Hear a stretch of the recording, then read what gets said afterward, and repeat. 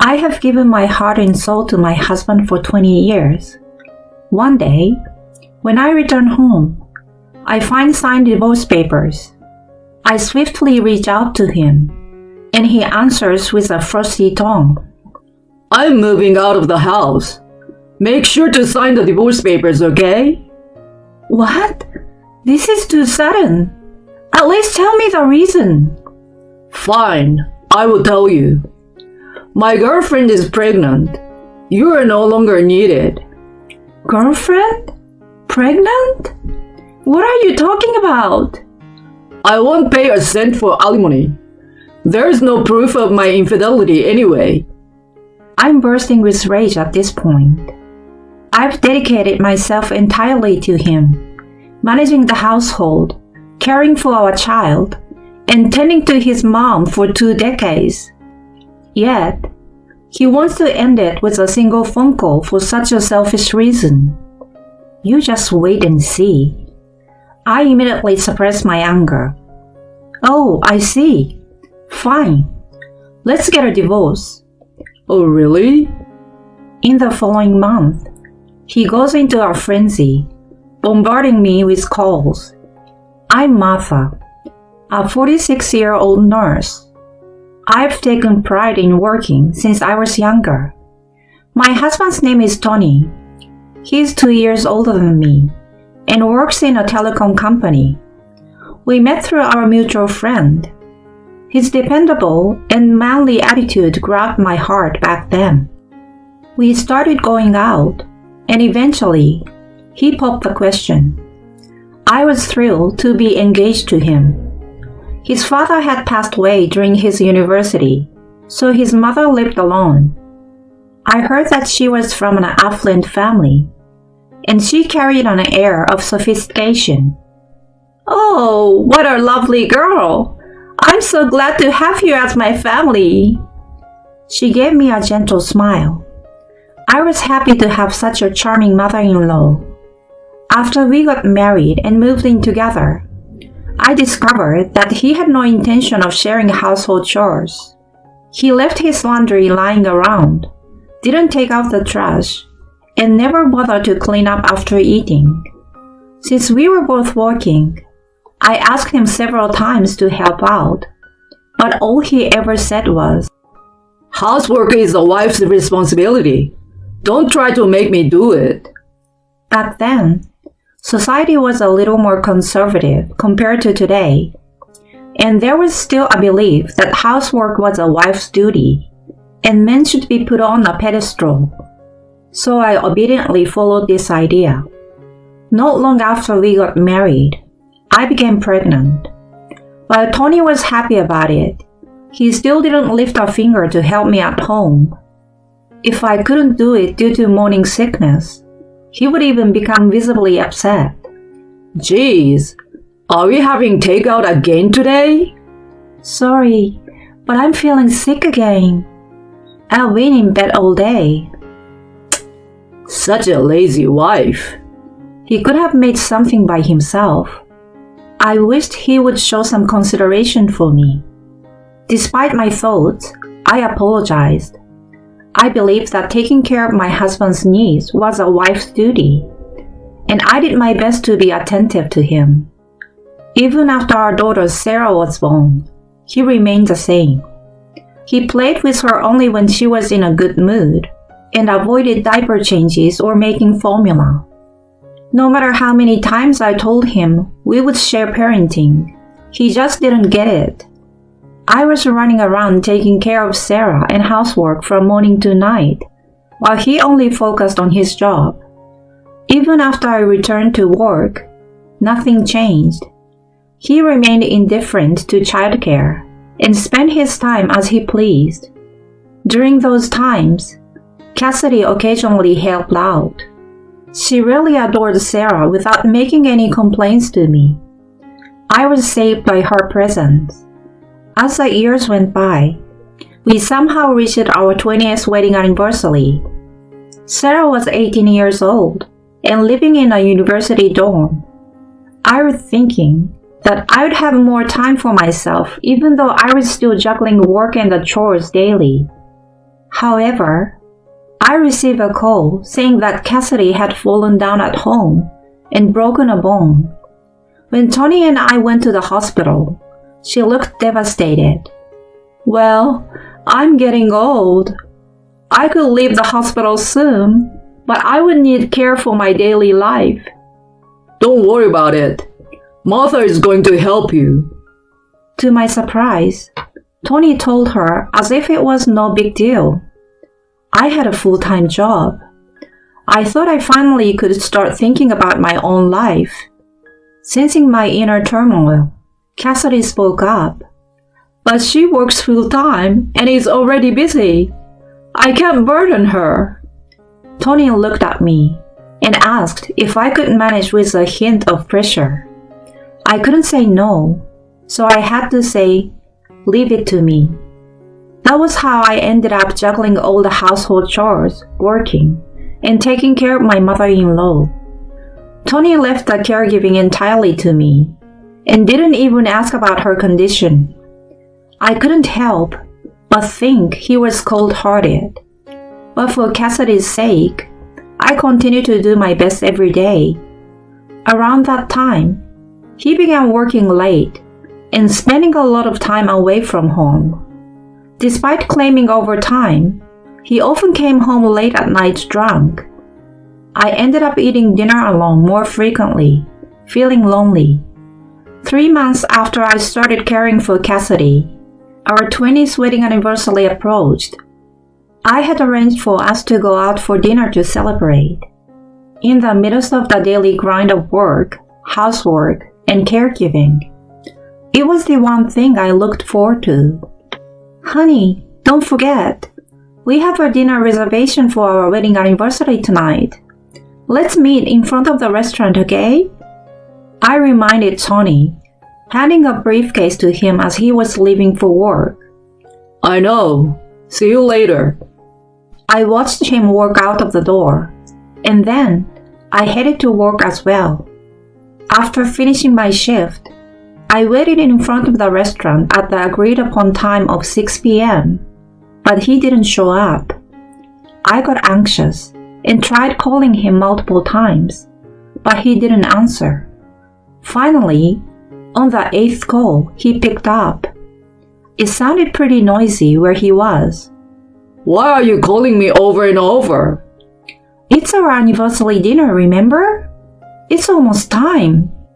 He made a dismissive snigger and responded. Never mind the anniversary. Seriously, it's pointless celebrating that now. What the? Only you care about that stuff. Go ahead and celebrate on your own. Just so you know, I'm not coming home tonight. Wait, hold on. He hung up without listening to my pleas. In the end, I couldn't bring myself to eat alone, so I canceled the reservation and left the restaurant disappointed. I told Sarah what happened when she called. She got angry on my behalf and called him a jerk, which made me feel a bit better. Afterward, I went to check on Cassidy. She noticed the air of gloom surrounding me and asked what happened. I ended up telling her about how Tony had canceled our anniversary dinner. Her face became quite serious, and I immediately regretted telling her. As I grew anxious, she spoke in a solemn tone. Listen, Martha, I must tell you something. And then, she stunned me with her unexpected revelation. 3 months had passed since then.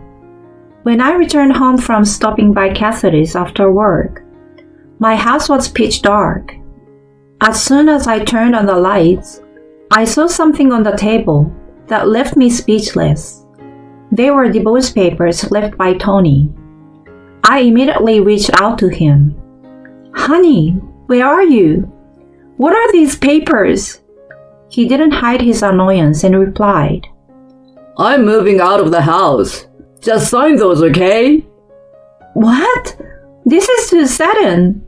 At least tell me why. I will tell you then. My girlfriend is pregnant. You are no longer needed. Girlfriend? Pregnant? you talking about? I won't pay a cent of alimony. There is no proof of my infidelity anyway. I was burning with rage at that moment. I dedicated myself entirely to him, managing the household, caring for our child, and tending to his mom for 2 decades. Yet, he wanted to end it with a single phone call for such a selfish reason. I thought, you just wait and see. I immediately suppressed my anger. Oh, I see. Fine. Let's get a divorce. Oh, really? He sounded surprised by my reaction. Maybe he thought I would get angrier or beg. I calmly asked him, So, what are your plans for your mother's caregiving if we divorce? Caregiving? I'm sure I will figure out something. If you're so concerned about it, go ahead and you can continue. Anyway, I gotta go now. It feels so good to know that I don't have to see your face anymore. With that, the call ended. I couldn't help but smile as I held my phone. Afterward, I gave Sarah a rundown of what was happening. Finally, you're better off without him. Let me know if you need my help. Once again, I was left dumbfounded at how little he was regarded by his own daughter. About a month later, I received a call during my lunch break. It was from Tony, so I ignored it, but the phone didn't stop ringing. He was bombarding me with incessant calls. It was becoming quite annoying, so I reluctantly picked it up. Yeah? At last! What the heck do you think you're doing by sending me that? Oh, you got it, huh? I replied to his anger nonchalantly. He continued shouting nonsense, which I cut it off by saying, Come to your mom's place tonight at 7 p.m. We'll talk there. Then I hung up the phone. That night, I waited for him with Cassidy at her house until he arrived, looking all pissed off. God darn you! What do you think you're doing? What do you mean? I mean this. You're coming after me for alimony. He handed me the documents sent through a lawyer. I calmly told him, Well, we are getting a divorce because of your affair, so asking for alimony is only fair, right? Where's the proof of my affair then? Your girlfriend is with your child, right? You said so yourself. He fell silent. I wondered how reckless he could be without realizing it himself. But there should be no concrete proof of the affair. If I just play dumb, I won't need to pay alimony. I threw several photos at him while he stammered out excuses. They were of him walking arm in arm with a young woman and entering a hotel. What the heck? Were you having me followed? Obviously. Did you have fun meeting your girlfriend behind my back? I thought you had no idea. Then, Cassidy spoke up. I told her to look into your activities. I saw you walking with that woman when I was coming back from the hospital. What, you? That night, when our anniversary dinner was cancelled, she shamefully revealed about witnessing his affair. She urged me to act fast and even offered to cover the investigation fee if needed. With her assistance, I had the evidence collected. He brought up the divorce after that. So when he did, I already knew about his affair. I spoke matter-of-factly to Tony, who looked at me and Cassidy alternately. So we are getting a divorce. I will claim $30,000 for alimony and property division. Wait a minute. Please spare me from alimony. I have a new life waiting for me, you know. I'm going to have a child with her. The confidence and bravado from earlier disappeared, and he pleaded meekly. I looked down at him with a cold gaze. No, I will not spare you. If you refuse to pay, We'll go to court or whatever it takes." Hearing that, he suddenly became defiant. Fine. I will pay alimony or whatever. Anyway, I will inherit my mom's estate soon. Her family is rich, and I'm her only son. I'm going to get a substantial inheritance, you know. He sneered with a malicious expression. At that moment, Cassidy, looking exasperated, said, "You couldn't have cared less about me, and you betrayed Martha, who devoted herself to raising Sarah and caring for me. Do you really think you're getting an inheritance?" "I intend to give my assets to her and Sarah before I pass away. I've already changed the beneficiary for my life insurance to her. Don't expect to get anything from me." No way! He pleaded with her to reconsider over and over, but she was adamant. Frustrated, he glared at me. You manipulated my mom. Remember this. Then, I decided to drop another bomb on him.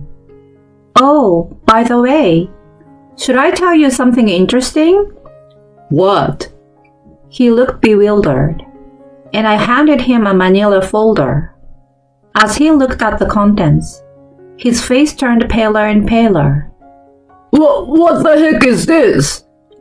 As you can see, it's evidence of your girlfriend Jessica meeting her real boyfriend.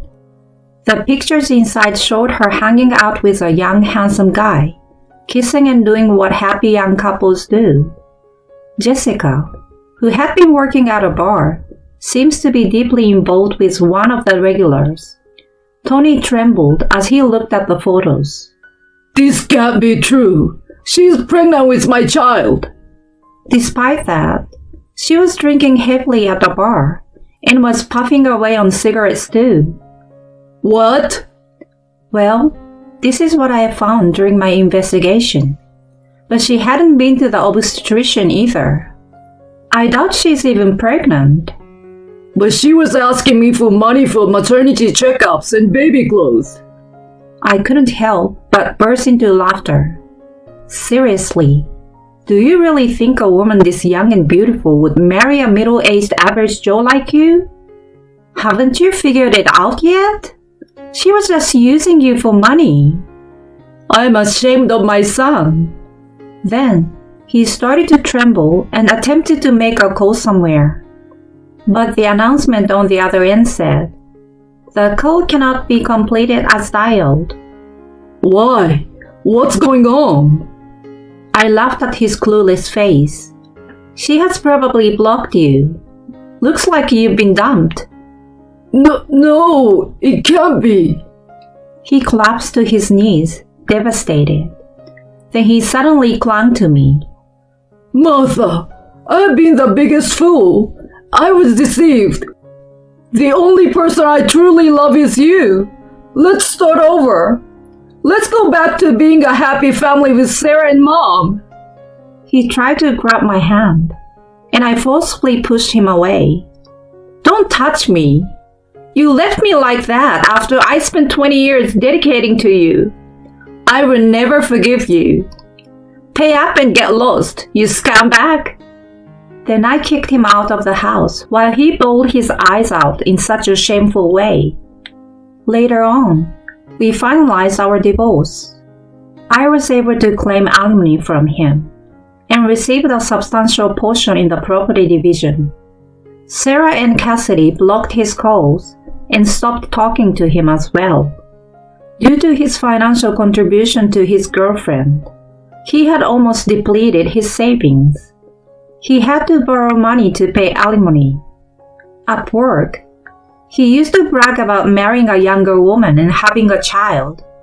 It now became a running joke after his colleagues found out that he was dumped, and her pregnancy turned out to be a lie. He has been referred to as a pathetic old man who was fooled by a younger girl and abandoned by his wife since then. He lost his family, savings, and accumulated debts, forcing him to live in a rundown apartment.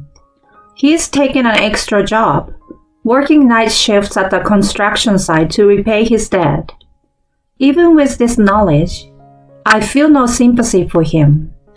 Instead, I think he got what he deserved. On the other hand, I sold a house and now live comfortably in a new apartment. Soon, I plan to take Sarah and Cassidy on vacation, using the alimony we won. Cassidy's health is improving, and she has been expressing her gratitude to me.